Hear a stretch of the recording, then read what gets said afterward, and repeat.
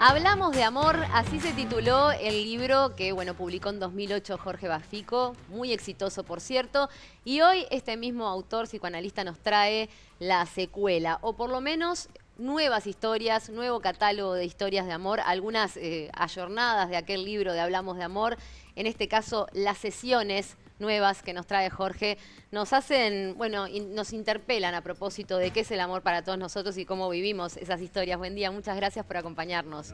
Gracias a ustedes por la invitación. Bienvenido. Bienvenido. Bueno, qué difícil, ¿no? Hablar en poco tiempo en televisión de temas tan profundos como el amor. Pero una pregunta que me surgía leyendo de alguna forma las páginas de este libro y estas distintas historias, este catálogo de distintos romances, algunos muy tristes, otros exitosos, otros de repente ese amor idílico que todos buscamos, es si se habla del amor o del apego. Se habla del amor, se habla del apego, se habla de lo patológico del amor, se habla de lo enigmático del amor. Es un poco de todo, porque en realidad no solamente se trata de historias de parejas, digamos, también se trata de historias de familias, historias de padres e hijos. Pero es un abordaje que intenta tocar lo psicoanalítico, pero desde un punto de vista narrativo. Entonces, todo el mundo idealiza el amor, pero ustedes que están en el informativo también saben que las historias de amor muchas veces aparecen en la prensa de la peor manera, con los femicidios, con el odio, con la muerte, y ahí también aparece algo de eso.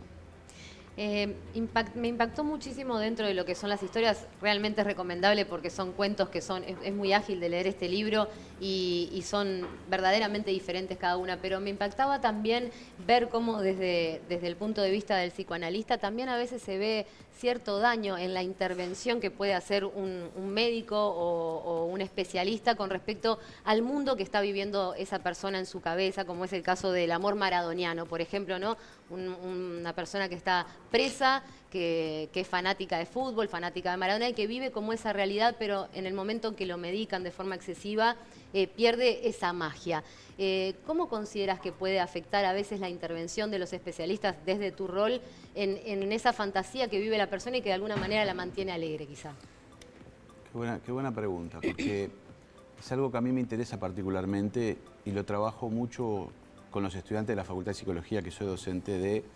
Nosotros no nos damos cuenta, porque una cosa es la medicación y es el efecto que puede hacer la medicación, la sobremedicación, lo vemos habitualmente en una población que está muy medicada, acá en Uruguay, pero no nos damos cuenta que también el psicólogo puede ser un arma muy terrible para un paciente. Hace poco escuchaba una historia de una colega que me contaba que había hecho terapia hace un tiempo con una persona y la persona le decía, vamos a buscar juntos cuál es la pareja que te sirve. Y yo decía, qué disparate absurdo, ¿no? Ella lo podía contar, pero me imagino si alguien transferencialmente se pone en el lugar de su misión y acepta las reglas que el terapeuta le impone. ¿El terapeuta qué puede saber de la persona que necesita a ella? Bueno, entonces es un poquito peligrosa nuestra profesión y creo que eso no está muy calculado. Entonces, tiene efectos la medicación, pero también tiene efectos la palabra, que es una cosa que uno de repente no se da tanto cuenta, ¿no? Y me parece que en las historias alguna aparece algo de eso, ¿no? Me dio la sensación que había una suerte de denuncia también de esa zona peligrosa donde interviene el especialista en temas tan subjetivos como puede ser la vivencia personal del amor, ¿no? Han cambiado los tiempos, ¿cambió la forma de amar? Cambió la forma de relacionarse, quizás no tanto la forma de amar, porque ahora estamos en un tiempo donde el sujeto se convierte en un objeto de consumo hacia el otro, ¿no? ¿Qué es lo que hace la persona? Se ofrece en las aplicaciones de citas, por ejemplo, y se ofrece en su mejor versión, que nunca es la versión verdadera, pero uno, ¿qué va a poner? Tiene que poner lo mejor que cree que tiene. Entonces ya desde ese punto se convierte en una especie de engaño, porque uno ya va al encuentro sabiendo que no necesariamente la foto es la foto real, o la foto no tiene 10 años, o la foto no ha sido retocada, que la persona que dice que tiene tantos intereses quizás no los tiene. Entonces, estamos en un mundo donde es mucho más fácil el contacto con el otro, el relacionamiento con el otro, donde lo sexual ya no es un problema. O sea, los pacientes freudianos tenían problemas en el relacionamiento sexual. O sea, las mujeres iban porque tenían problemas en la cama, básicamente, los hombres también. Hoy eso no es un problema. Hoy para el ser humano conectarse con otro sexualmente diría que es bastante sencillo, pero sí lo que aparece en este tiempo es la idea y la dificultad de entregarse al otro, que eso es lo que vemos mucho en la consulta, ¿no? O sea, mucha más vinculación, pero mucha más soledad. mucha más conexión, pero mucha más dificultad para mostrar los sentimientos. ¿Y eso por qué? Yo creo que estamos en un mundo que está cambiando mucho. La pandemia también puede haber incidido en ese cambio de conducta, de hacernos más inseguros o más vulnerables tal vez. La pandemia nos demostró varias cosas. Primero nos demostró lo indefensos que estamos frente al otro, pero también nos mostró la dificultad del vínculo con el otro. ¿Qué fue lo que pasó? La pandemia nos mostró a las parejas tal como eran, a las familias tal como eran, porque hasta ese momento uno veía muy poco a los hijos y a la pareja también. Entonces cuando uno convive, en Uruguay no nos pasó tanto, pero en Argentina, por ejemplo, fue una locura. Nunca hubo un índice tan alto de separaciones, ni de conflictos familiares. Claro. ¿Por qué? Porque nos enfrentamos a un mundo que está cambiando muy rápido. Yo creo que los paradigmas que más o menos nos acompañaron hasta ahora, que era la familia, el amor para toda la vida, la casa para toda la vida, el trabajo por siempre, todo eso no corre en estos años, en este tiempo. Entonces, nos estamos modificando. ¿Y está bien o está mal? Es lo que es. O sea, creo que no podemos ser nostálgicos del pasado. O sea, la función del nombre del padre no tiene el mismo peso que hoy. O sea, el peso que tenía un padre hace 30 o 40 años no es el mismo de hoy.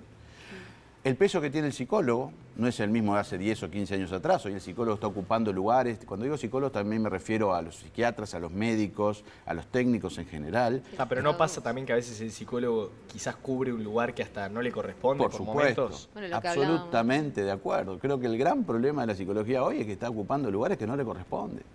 Lugares donde de repente está lo paterno en juego. O ocupaba en algún tiempo la religión. Por algo también la psicología esta espiritual está tan difundida en este tiempo. Confesionario, ¿no? Por supuesto. Jorge, pero dijiste algo que me llamó la atención, era que no hay ninguna limitante o no parece haber problema para el encuentro sexual, pero sí para abrirse al otro. O sea que ya el sexo no es abrirse al otro. No. El sexo ya es un intercambio. Abrirse al otro es mostrar la falta, es mostrar lo que realmente uno tiene escondido, es poderse brindar al otro, y eso es mucho más dificultoso. Yo contaba hace poco que un paciente grande, ya 40 y pico, se pone en una aplicación de citas y empieza a ver mujeres. Y en 3 años vio 200 mujeres. Y uno dice, es un disparate, ¿no? Y él me decía, porque tiene que ver con su estructura obsesiva, yo salía con alguien y me gustaba, pero pensaba que podía venir alguien mejor, lo cual puede ser cierto. Entonces se convierte en una serie infinita. Eso es lo que promueve hoy la sociedad. El tiempo hoy nos promueve lo infinito, no hay límite. La ciencia hoy no tiene ningún tipo de límite. Antes, otra época, que era la época victoriana, la religiosa, sí había un límite.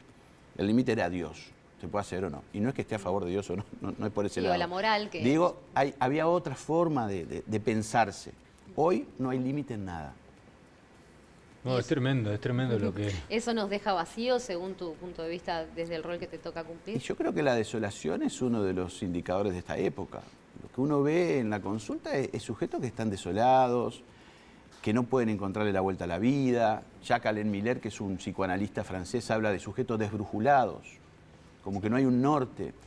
De hecho, si uno se pone a ver en la literatura reciente, uno lee a una Rosa Montero, a un Hulbeck, a un Fuenquinos, y plantean historias parecidas de sujetos que tienen que cortar con su vida dramáticamente, irse y dejar todo. Y uno dice, ¿por qué esta literatura se repite? Es porque hay algo ahí del hastío existencial que hay en esta época, que estamos sobresaturados de estímulos. Entonces, ¿cómo escapamos si tenemos el celular que nos persigue todo el tiempo? Claro, aparte, Jorge, empezás a hablar y disparás temas para seguir, por horas. Quiero preguntarte, hacías referencia a la figura paterna, ¿no? A que el padre no es el mismo padre que teníamos hace 30 años. Y creo yo, corregime si estoy equivocado, que en su momento el padre era la figura que ponía límites, ese tipo que de alguna manera te terminaba marcando el camino. Hoy eso está un poco distorsionado. Y voy en referencia a miles de situaciones que se han dado en el último tiempo. ¿Es preferible que un niño sea poco querido y que tenga límites? ¿O en definitiva que sea amado, que el padre le transmita ese amor que siente por él, pero que de alguna manera no le marque tanto las pautas a seguir? Es todo un tema, es muy complejo, porque antes era más simple. El padre era el padre y punto. El padre decía no y ya estaba. La madre decía, le voy a decir a tu padre. O sea, había una prohibición tácita que estaban los padres. Hoy los padres no tienen esa potestad no existe. Hoy los padres negocian con los hijos. Lo que se ve en este tiempo es que el padre a veces, o la madre, ¿no? Digo, en general, digamos, son más pares que de los hijos, más amigos de los hijos, lo cual no es que esté mal, pero hay una cuestión ahí de comunicación tan horizontal que a veces el niño se pierde en eso. Entonces, ¿el niño es querido o no? Hay que ver también la interpretación que hace el niño. Lo que sí me parece que estamos en un tiempo donde es difícil decir no a los hijos, claro, y eso tiene consecuencias. ¿Por qué? Porque ahora los niños son los que determinan la modalidad de esa familia. La familia viaja a un lado, es muchas veces el niño quien decide dónde ir, sí, sí, o qué comer, o qué hacer. Que no tiene ni idea del presupuesto, además, y no considera un montón de variables que el adulto considera, ¿no? Exactamente. Hoy los padres estamos preocupados todo el tiempo porque nuestros hijos estén bien. Que está bien. Que no es que esté mal, pero antes no era una preocupación. Antes los hijos estaban aburridos en las tardes, tenían que hacer... El padre no estaba todo el tiempo. ¿Por qué? Porque creo que también hay una dificultad de que vivimos corriendo todo el tiempo, donde tenemos poco tiempo. Entonces también ese sentimiento de culpa nos hace que esta negociación con nuestros hijos no sea siempre la buena, ¿no? ¿Cómo hacer con nuestros hijos? Hay que ver en cada caso, porque también uno puede ser muy bueno con el hijo y el hijo vivirlo como muy malo. Por eso hay una serie de cosas, pero a ver, creo que lo necesario, la función del padre, lamentablemente, es poner límites. A veces es difícil, pero es necesario, porque somos los referentes en el primer tiempo de nuestros hijos. Si nuestros hijos se crían con padres que no tienen y no ponen límites, ¿qué puede esperar? ¿Y esto es consecuencia de heridas emocionales ocasionadas por el autoritarismo de antaño, quizá? Digamos, es otra época. Es otra época. Antes no estaba cuestionada la función del padre. El padre podía pegarle a un hijo en la calle y no pasaba nada. Hoy va preso directamente. Sí, hoy es impensado eso. Impensado. No estoy diciendo que antes era mejor, por supuesto que no se malentienda, pero sí digo que hoy lo que estamos adoleciendo es de un camino, de un norte. Entonces lo que aparece claramente es cuando no hay un norte, lo que hay es el caos. Y el caos se manifiesta clínicamente, entre otras cosas, por la ansiedad. O sea, la ansiedad, cuando uno se pone nervioso, no sabe para dónde agarrar. Si acá se prende fuego el estudio, en el caos, si no tenemos una puerta que diga salida de emergencia... Un protocolo. Un protocolo. Bueno, los padres no tenemos protocolos en este tiempo. Entonces también eso genera síntomas en los niños. Pero es parte de una época que es inevitable también. No, es buenísimo esto que decís también de los protocolos. Como decía Miguel, se disparan un montón de temas. Ahora, la duda que me queda, y volviendo un poco al libro, es ¿qué te fue pasando a vos durante el proceso, ¿no? Esa idea original que tenías... ¿Finalmente derivó en el producto que pudiste transmitir o tuviste que reconvertirla en medio del camino? Este libro para mí fue un ejercicio de disfrute, porque al ser cuentos cortos uno los va escribiendo y sobre todo me sacaban un poco de la locura del consultorio. Porque estar todo el tiempo escuchando pacientes es estar escuchando angustia y horror, claro, y dolor. De alguna manera te descargabas también. Me descargaba, pero también utilizaba ese material para escribir las propias historias. Creo, por lo que hablamos, que este libro lo ubicaría dentro de los padres de la vieja época. O sea, yo estaría más escribiendo como hijo que como padre, me parece, ¿no? Porque no hay estos padres que no ponen límites, al contrario, lo que aparecen son padres más bien terribles, diría del otro lado, demasiado autoritarios, ¿no? Pero es muy disfrutable para mí escribir esto porque me permite salir de mi propia vida. Entonces, utilizar las herramientas que tengo, que es lo que escucho, y atravesarlas en la narrativa, que me parece un ejercicio interesante. Jorge, la última. Estoy en la librería, tengo el libro en la mano y estás ahí parado y me decís, llévatelo porque te va a ayudar a encontrarte en alguno de los cuentos. Creo que alguno de los cuentos nos va a representar, porque intenté ampliar todo el posible abanico de los diferentes tipos de amores. De amores buenos, amores malos. Así que estoy ahí adentro. En sí, sí. Un catálogo yo creo que, enorme. Que algunos se encuentra, por lo menos un rasgo está. Porque intenta abarcar la mayoría de las estructuras clínicas.